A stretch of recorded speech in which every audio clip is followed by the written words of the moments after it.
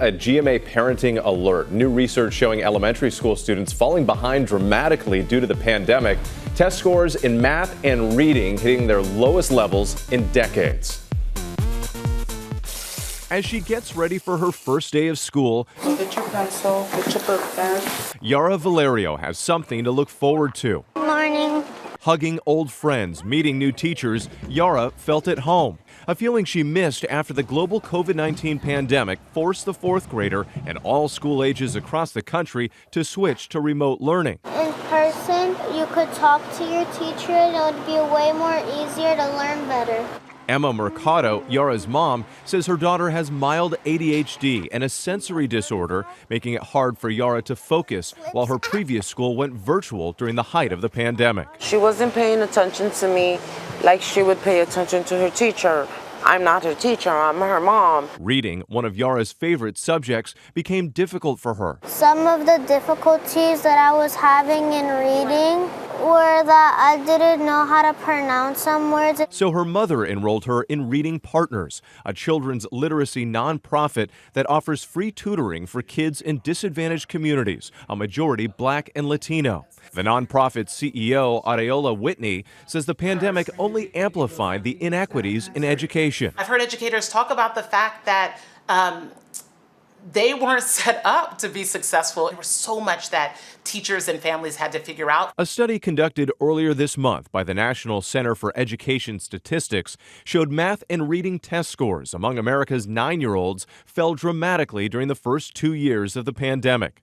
Reading scores showed their largest decrease in 30 years. And according to the study, the decline affected all races and regions, but students of color were impacted the most. You don't have great mobile access or great wireless or great internet access in your home. It makes it difficult for you to be able to engage and learn in the right way. Sometimes the computer would have issues. Sometimes I couldn't hear the teacher.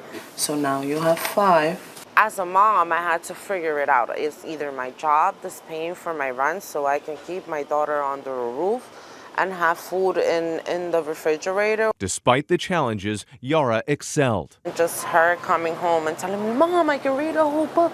Mom, I can see this word. For now, with virtual learning in the rear view, Emma is confident Yara will continue to progress. And here now with School Solutions is parenting and educational psychologist Rena B. Patel. Rena, thank you so much for being with us. What's your biggest takeaway from this research? First of all, thank you for having me. My biggest takeaway is there's actual empirical data now that supports what all of us knew what was happening. And imagine sitting in a classroom and being 2 grade levels behind. And families are noticing this, educators know this, and they're feeling overwhelmed.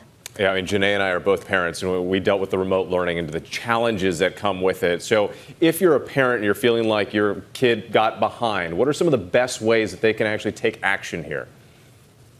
You know, I call it the pandemic achievement gap. And first of all, parents need to take action. You are your child's biggest advocate. And then also ask for help. Don't forget to go to your local schools, see what resources they have. Oftentimes teachers provide their own tutoring. Look into nonprofit organizations, just like that was stated before, that provide free to low cost tutoring in your community itself.